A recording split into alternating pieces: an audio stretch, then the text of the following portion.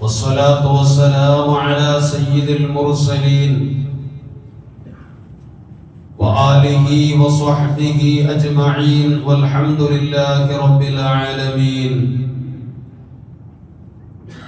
فقد قال الله تعالى في قرآنه المجيد: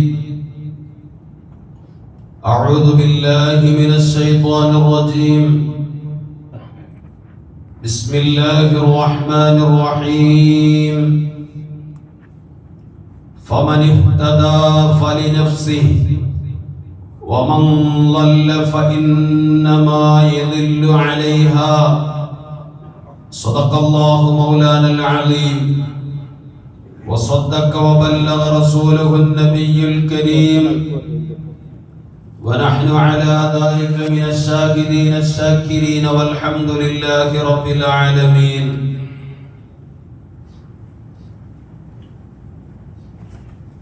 അല്ലാഹു സുബ്ഹാനഹു വ തആല നമ്മുടെ ഈ ഒത്തുകൂടൽ ജീവിതത്തിൽ സംഭവിച്ച സർവ പാപക്കറകളെയും മായ്ച്ചു കളയാൻ ഉപയുക്തമാകുന്ന സൽക്കർമ്മങ്ങളിൽ ഉൾപ്പെടുത്തുമാറാവട്ടെ. ശിഷ്ടകാലം പാപമുക്തരായി നന്മ മാത്രം ചെയ്ത് ജീവിക്കാൻ ഭാഗ്യം ലഭിച്ച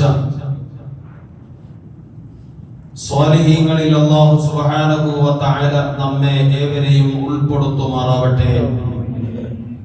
ആമീൻ എന്ന് ആമുഖമായി ദുആ ചെയ്യുകയാണ്. പ്രിയമുള്ളവരെ, പരിശുദ്ധമായ ശഅബാനിലാണ് നാം നിലകൊള്ളുന്നത്. സൃഷ്ടികളെ സംബന്ധിച്ചിടത്തോളം ഭൗതികമായ ഈ ലോകം നശ്വരമാണ്. അനശ്വരമായ ഒരു ലോകത്തേക്ക് വേണ്ടിയുള്ള പ്രയാണത്തിന്റെ ഒരു ചെറിയൊരു ഭാഗമാണ് ഭൗതികമായ ഈ ലോകം.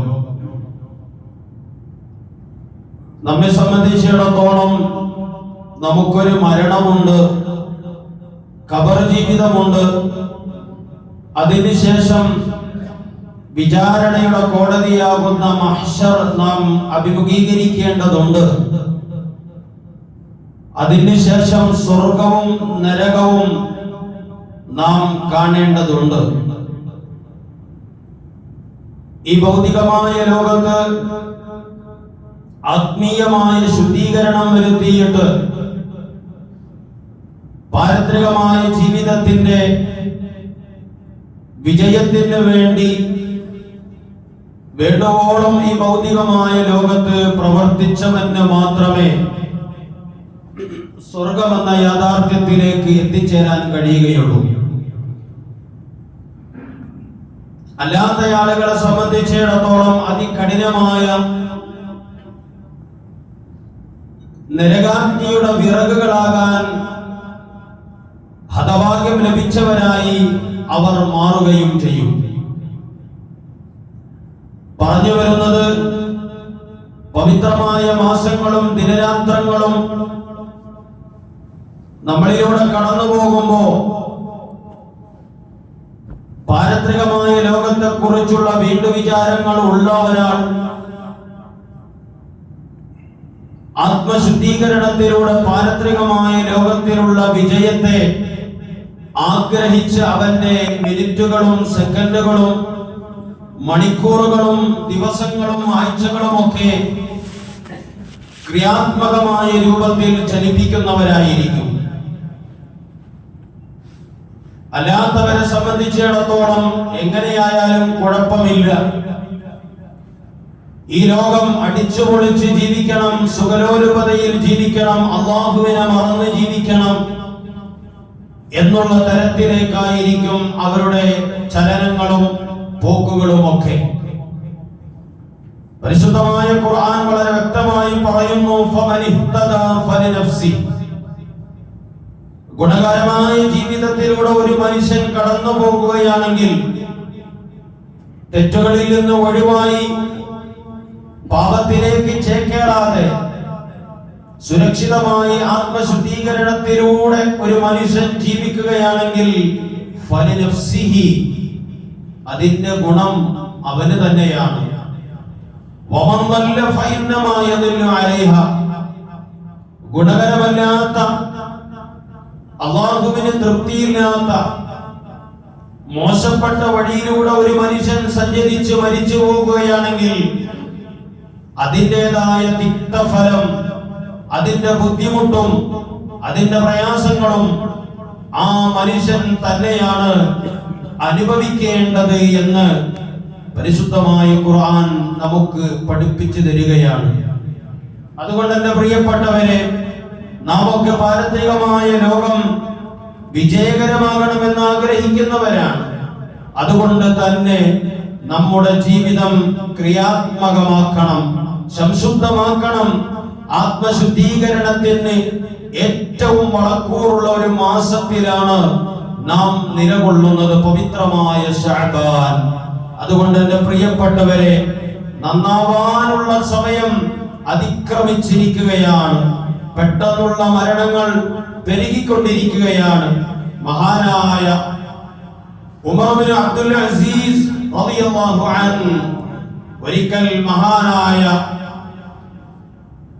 അബൂ ഹാസിം റളിയല്ലാഹു അൻഹുവിനോട് ഉപദേശം തേടുകയാണ്.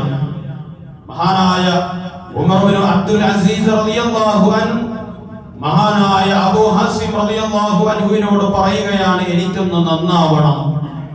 മഹാനായ ഉമർ ബിൻ അബ്ദുൽ അസീസ് മോശക്കാരനല്ല, നല്ല മനുഷ്യനാണ്. അതാണ് സ്വാലിഹീങ്ങളുടെ സ്വഭാവം. എത്ര സൽഗുണ സ്വഭാവത്തിലൂടെ ജീവിച്ചാലും എപ്പോഴും ഞാൻ മോശക്കാരനാണെന്ന് ചിന്തിച്ച് വീണ്ടും ജീവിതത്തെ ക്രമപ്പെടുത്തുന്നവരാണ് അവർ. മഹാനവറുകൾ അബൂ ഹാസിം റളിയല്ലാഹു അൻഹുവിനോട് പറയുന്നു, നിങ്ങൾ എന്നെ ഒന്ന് ഉപദേശിക്കണം, എനിക്കൊന്ന് നന്നാവണം, നന്നാവാനുള്ള വഴികൾ എനിക്കൊന്ന് പറഞ്ഞു തരണമെന്ന് പറഞ്ഞപ്പോ മഹാനായ അബൂ ഹാസിം റളിയല്ലാഹു അൻഹു ഉമർ ബിൻ അബ്ദുൽ അസീസ് റളിയല്ലാഹു അൻഹുവിനോട് പറയുകയാണ്,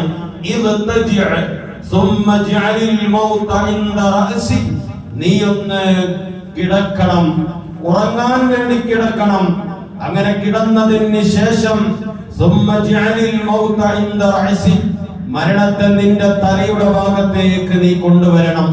നീ മരിക്കും എന്നുള്ള യാഥാർത്ഥ്യത്തിലേക്ക് ഇന്നെന്നെ അസ്റായീൽ പിടിച്ചു കൊണ്ടുപോകും, അസ്റായീൽ എന്റെ റൂഹിനെ പിടിക്കും എന്നുള്ള വിചാരത്തോടുകൂടെ, ആ ഉറപ്പോടുകൂടെ ആയിരിക്കണം നീ കിടക്കേണ്ടത്.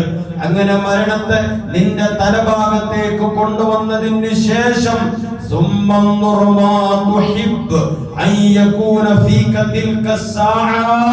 മരണം നിന്റെ മുഖത്ത്, മരണം നീ അഭിമുഖീകരിക്കുമ്പോ മുഖാമുഖം കാണുന്ന സമയത്ത് നീ ഏറ്റവും കൂടുതൽ ഇഷ്ടപ്പെടുന്നത് എന്താണോ ആ വിഷയത്തിൽ നല്ലതുപോലെ നീ പരിശ്രമിക്കണം. ഒരാൾ മരണത്തെ അഭിമുഖീകരിക്കുമ്പോ, മരണം മുന്നിൽ കാണുമ്പോ എന്തായിരിക്കും അവന്റെ ചിന്ത? പടച്ചോനെ, ഞാൻ ഇനി ഒരു തെറ്റിലേക്കും പോകൂല, കൃത്യമായി നിസ്കരിച്ചോളാം, നല്ല പ്രവർത്തനങ്ങൾ നടത്തിക്കോളാം, നല്ലതിലേക്ക് നോക്കിക്കൊള്ളാം, നല്ലതിനെ കേട്ടുകൊള്ളാം, നല്ലത് സംസാരിച്ചുകൊള്ളാം, മേലിൽ ഞാൻ ഒരു തെറ്റിലേക്കും പോകൂല എന്നുള്ളൊരു പ്രതിജ്ഞ മരണത്തെ അഭിമുഖീകരിക്കുന്ന ആളെടുക്കുന്നത് പോലെ മഹാനായ ഉമർ ബിൻ അബ്ദുൽ അസീസ് റളിയല്ലാഹു അൻഹുവിനോട് അബൂ ഹാസിം തങ്ങൾ പറയുകയാണ്, നിന്റെ തലഭാഗത്തേക്ക് മരണത്തെ കൊണ്ടുവരുമ്പോ നിന്റെ മുന്നിൽ ഏറ്റവും നല്ലതായി നീ കാണുന്നത് എന്താണോ അതിൽ നീ നല്ലതുപോലെ പരിശ്രമിക്കണം. രണ്ടാമതായിട്ട് പറയുന്നു, വമാ തഖറഹു അൻ യകൂന ഫീക ഫദഉഹു അൽആൻ, ആ സമയത്ത് നീ ഏറ്റവും വെറുക്കപ്പെടുന്നത് എന്താണോ, മരണത്തെ അഭിമുഖീകരിക്കുന്ന സമയത്ത് ഒട്ടും ഇഷ്ടപ്പെടാത്തത് നീ എന്താണോ, ആ ഇഷ്ടപ്പെടാത്തതിനെ തീർത്തും നിന്റെ ജീവിതത്തിൽ നിന്ന് നീ ഒഴിവാക്കണം, തൃണവൽക്കരിക്കണം. ഒരിക്കലും ആ വിഷയത്തിലേക്ക് നീ കടന്നു പോകരുതേ എന്ന് മഹാനായ ഉമർ ബിൻ അബ്ദുൽ അസീസ് റളിയല്ലാഹു അൻഹുവിനോട് അബൂ ഹാസിം റളിയല്ലാഹു അൻഹു നല്ലൊരു ഉപദേശം കൊടുത്തിട്ടുണ്ടെങ്കിൽ, ഓ എന്റെ പ്രിയപ്പെട്ടവരെ, കാലം മലിനമാണ്, എല്ലാ മേഖലകളും മലിനമാണ്. അതുകൊണ്ട് നമുക്ക് നന്നാവാൻ പല വഴികളും, നന്നാവാനുള്ള വഴികൾ മുഴുവനും അടഞ്ഞിരിക്കുകയും തിന്മയിലേക്ക് ചേക്കേറാനുള്ള സർവ്വ വഴികളും തുറന്നിരിക്കുകയും ചെയ്തിരിക്കുകയാണ്. അതുകൊണ്ട് നന്മയെ നന്മയായി മനസ്സിലാക്കി, തിന്മയെ തിന്മയായി മനസ്സിലാക്കി നല്ല ഒരു ജീവിതം ചിട്ടപ്പെടുത്തിയെടുക്കേണ്ടുന്ന നല്ലൊരു മാസമാണ് പവിത്രമായ ശഅബാൻ. ഈ ശഅബാനിലൂടെ ആത്മശുദ്ധീകരണം വരുത്താൻ ജല്ല ജലാലായ റബ്ബുൽ ഇസ്സത്ത് നമുക്കെല്ലാവർക്കും തൗഫീഖ് നൽകി അനുഗ്രഹിക്കുമാറാവട്ടെ. ആമീൻ എന്ന് ആത്മാർത്ഥമായി ദുആ ചെയ്തുകൊണ്ട് പ്രിയമുള്ളവരെ,